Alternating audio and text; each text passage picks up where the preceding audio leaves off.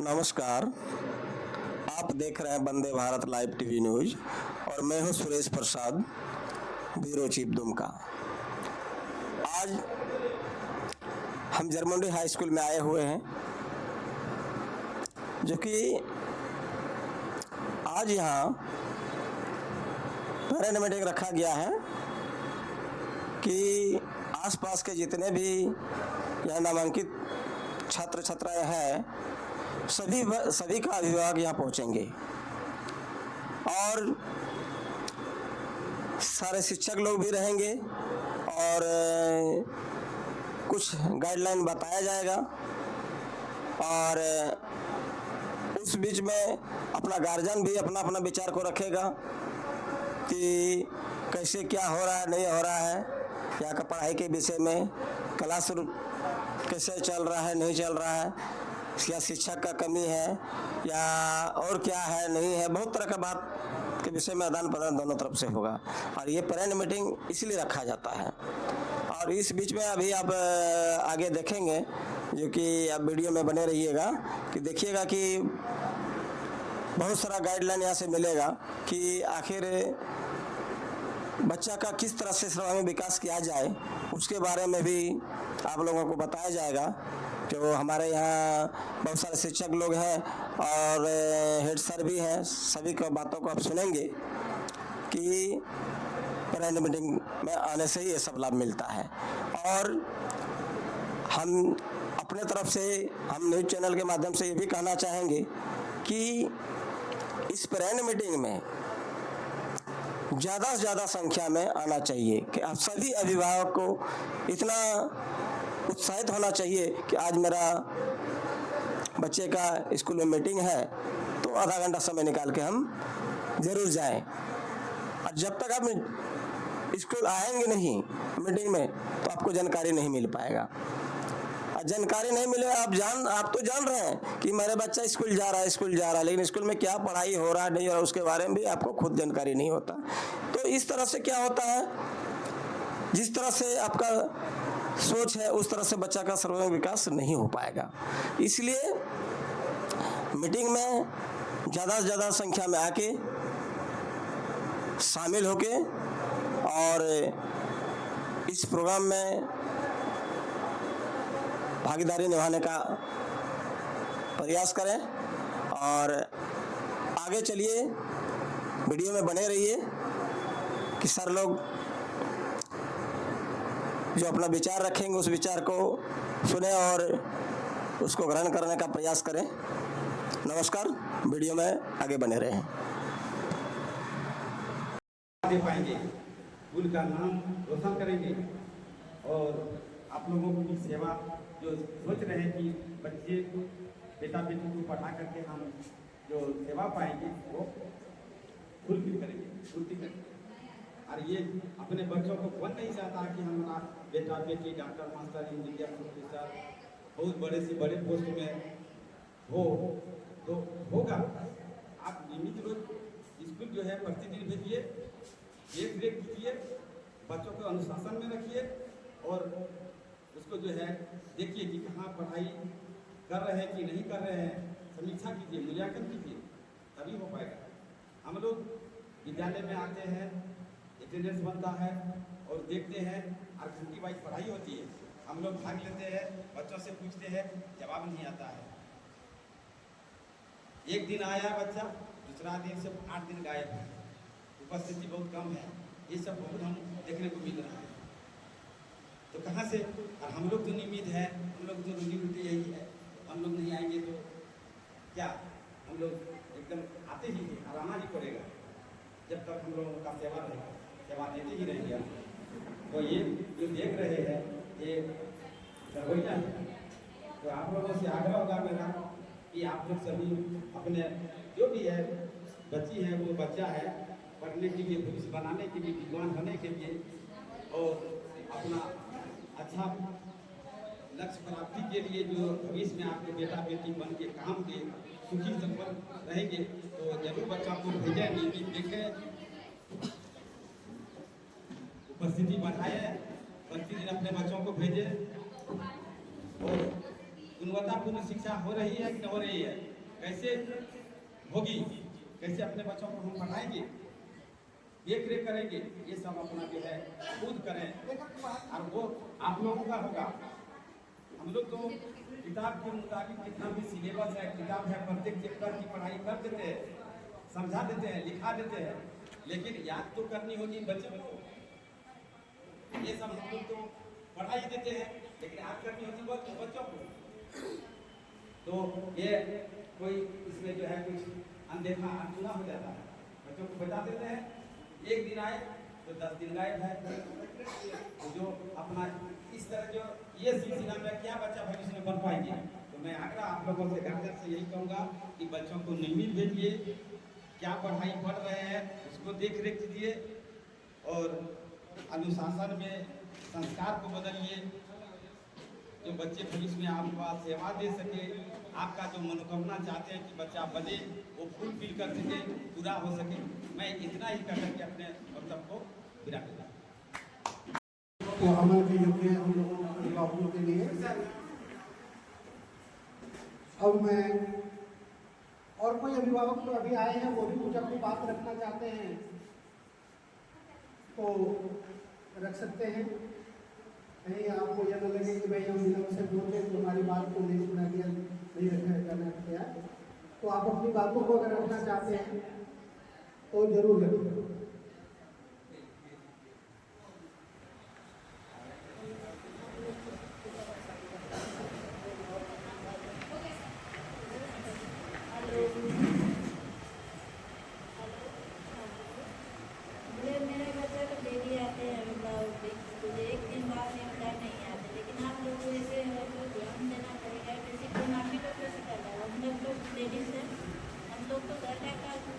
लगे रहते हैं, नहीं कर पाते। तो आप ही लोगों से मतलब सबको ध्यान देना पड़ता है। कहाँ जाते हैं, घर में तो हम लोग ध्यान देते ही नहीं, तो कहाँ जाती है नहीं जाती है। अपना टाइम से बच्चा स्कूल आती है वो देखते हैं, उसके बाद टीचर जब जाती है तो वो भी पता लगाते हैं। ये सब आप लोग को ध्यान देना होगा स्कूल में, उसको घर में देते हैं ताकि बच्चा बहुत आजकल बढ़ जाए। आप लोग को ध्यान देना।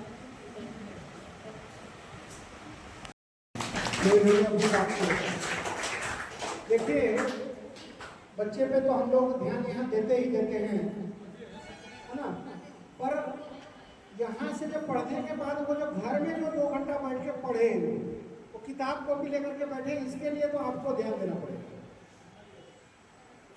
है ना। इनका विशेष ध्यान रखेंगे। इनकी बात का कहने के यही था कि हम लोग तो करते ही हैं और बेहतर ढंग से आप लोग कर पाएंगे। अब अपने विद्यालय के प्राचार्य महोदय से मेरा निवेदन होगा इस अभिभावकों के अभिभावक बैठक में सभी लोग आ गए, अगर कोई बाहर है तो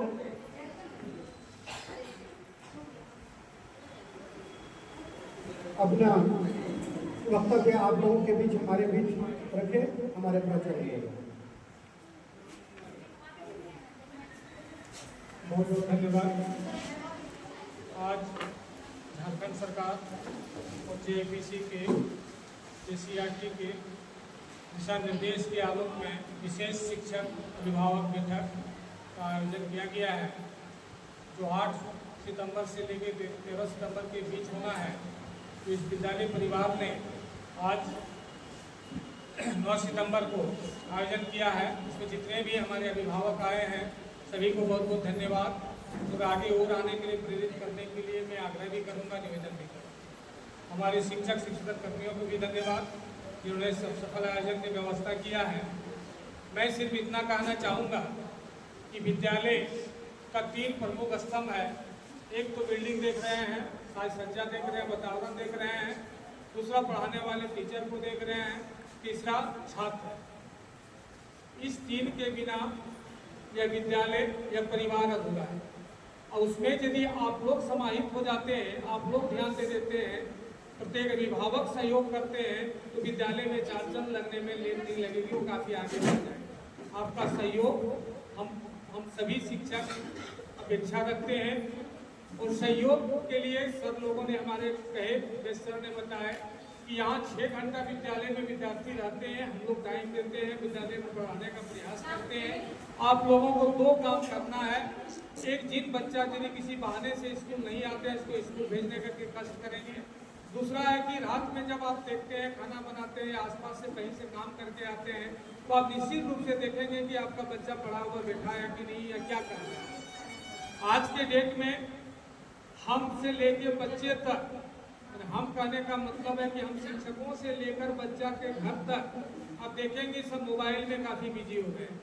कहीं भी खाली बैठते हैं तो हाथ में मोबाइल अपने आप निकल जाता है और कुछ सब कुछ व्हाट्सएप, फेसबुक आदि देख के समय व्यतीत करते हैं। तो मैं दूसरा बात कहना चाहूँगा कि रात में वो बच्चा पढ़ता है कि नहीं पढ़ता 2 घंटा। दूसरा है कि मोबाइल से कितना दूर रखते हैं।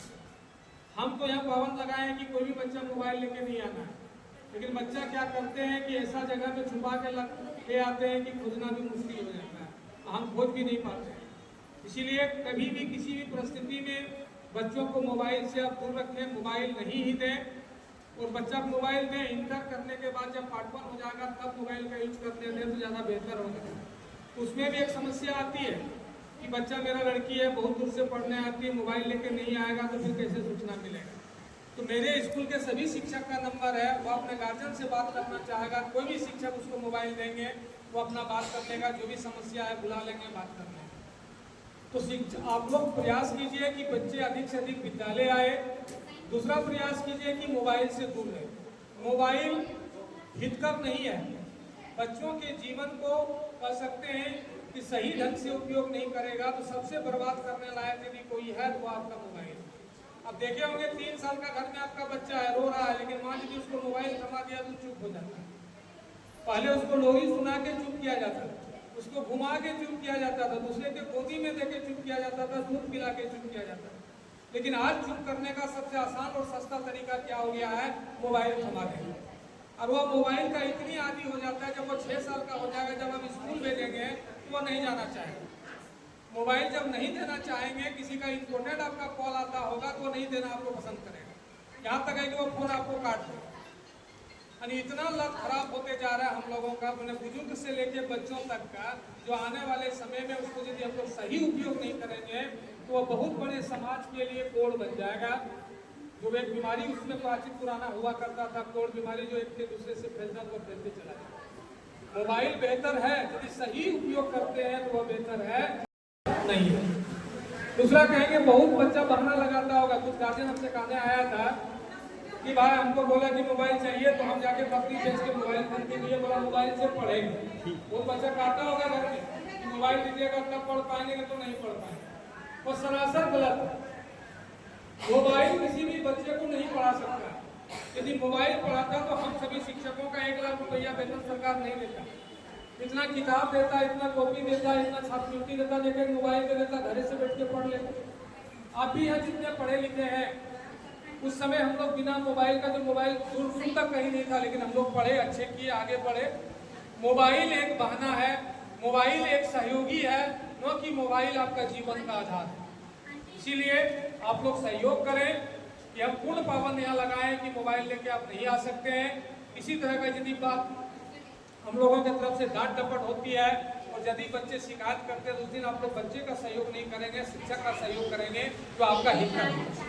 कई जगह घटनाएं सुने होंगे कि बच्चा को किसी टीचर के द्वारा एक थाप मार दिया गया, गार्जियन डंडा लेके आ गया। मैं कहना चाहूंगा कि वह उस स्थिति को जाने, उस परिस्थिति को जाने के कि आप भी अपने बच्चे को कभी हाथ उठाते हैं, निश्चित उठाते होंगे, गलत करता होगा, कुछ जवाब दे देता होगा, कुछ खड़ी कोटी सुना देता होगा या मुंह पे जवाब दे देता होगा, तो आपका हाथ स्वतः उठ जाता है। तो यदि घर का गार्जियन आप हैं तो विद्यालय परिवार का गार्जियन, प्रत्येक शिक्षक आपका बच्चा का यदि सही कोई गार्जियन है तो शिक्षक वो हमेशा आपका हितकर चाहता है। एक कहावत भी व्हाट्सएप में पढ़े होंगे कि डॉक्टर चाहता है कि व्यक्ति बीमार पड़े, वकील चाहता है कि आपका जाके आदमी लड़े, लेकिन एक शिक्षक ही ऐसा पैसा है, वह चाहता है कि मेरा बच्चा पढ़े और आगे बढ़े, और कभी उसकी चिंता नहीं दिखती। इसीलिए मैं बार बार यह रिक्वेस्ट करना चाहूँगा कि यदि किसी शिक्षक से कभी हाथ उठ जाता है, किसी तरह का बच्चा घर तक शिकायत लेके जाता है, तो उस बात को आगे नहीं बढ़ाना है।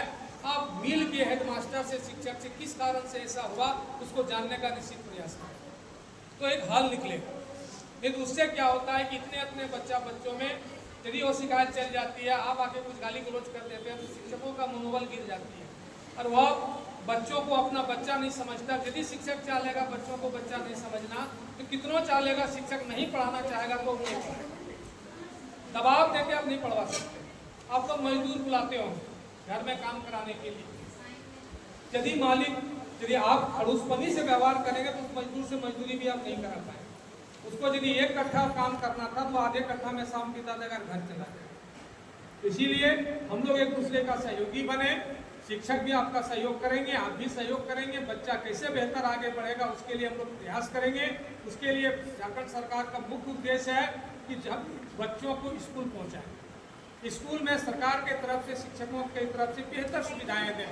या जितने भी स्कूल गए होंगे, हमको विश्वास है कि सब खपड़ेल के मकान में पड़े होंगे, मिट्टी से निपे होंगे, घर से चट या बोरा लेके जाते होंगे, तभी पढ़े होंगे। चाहे चौखैदा का पुराना स्कूल हो या हथनंगा का स्कूल हो या मिडिल स्कूल आपका बास्किनाथ हो या जड़मुर्गी, जो भी सीनियर हैं, जो भी आपका 90 से पहले का मैट्रिक किए होंगे।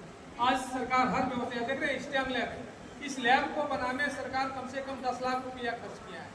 और बच्चों के लिए, बच्चों के कौशल विकास के लिए दूरबीन है, तरह तरह के बच्चा, जैसे मेरे बच्चे बनाए हैं, डस्टबिन बनाए हैं, ये डस्टबिन बच्चा बनाया है। इस डस्टबिन में है कि आप जैसे ही, इसमें सेंसर लगा हुआ है, इस सेंसर में है कि अभी तक बैटरी नहीं है, कि जैसे ही हाथ बढ़ाएंगे तो क्या होगा कि आपका जाके अपने डस्टबिन खुल जाएगा। डस्टबिन बच्चे क्या करते हैं, हाथ से खोलते हैं तब जाके उसमें कूड़ा डालते हैं। तो बच्चों ने यह सेंसर लगा के बनाया है कि आपका जाके जैसे ही हाथ हम बढ़ाएंगे स्वतः खुल जाएगा, जो भी कूड़ा डालना है डाल दें। दूसरा है कि जैसे कोई मान लेते हैं विकलांग व्यक्ति, अंधा व्यक्ति है, छड़ी है, या मान लेते हैं कि आप कपड़ा छत में सूखने दिए हैं और सूखने के बाद का अचानक पानी आ गया, कपड़ा भीग जाता है। जैसे आप देखे होंगे कि आप घंटी बजाते हैं, बेल बजाते हैं, तो आपका क्या होता है कि घर से आदमी निकलता है। तो यहाँ के सभी बच्चे वो बनाने जानते हैं सेंसर लगा के कि जैसे ही हाथ बढ़ेगा, बड़े बड़े होटल में जाते होंगे, हाथ बढ़ाते होंगे, पानी गिरता है। तो वह सारी व्यवस्था इन छोटे छोटे चीज़ों के माध्यम से हमारे बच्चों के द्वारा बनाया जाता है, स्टेम लैब के द्वारा बनता है और बच्चा सीख रहे हैं और बेहतर करने का प्रयास भी कर रहे हैं। लेकिन वही बच्चा बेहतर कर रहे हैं जो डेली स्कूल आते हैं। जो स्कूल ही नहीं आएंगे इस चीज़ से वो कहीं और काफ़ी दूर है। दूसरा कहना चाहेंगे कि कंप्यूटर के लिए आप लोग गाँव घर में आप परेशान रहते होंगे कि कंप्यूटर पढ़ाएंगे। यहाँ आपके इस विद्यालय में लगभग 40 कंप्यूटर है, 2 टीचर है। जो भी बच्चा जो चाहता है वो कंप्यूटर से सीख सकता है।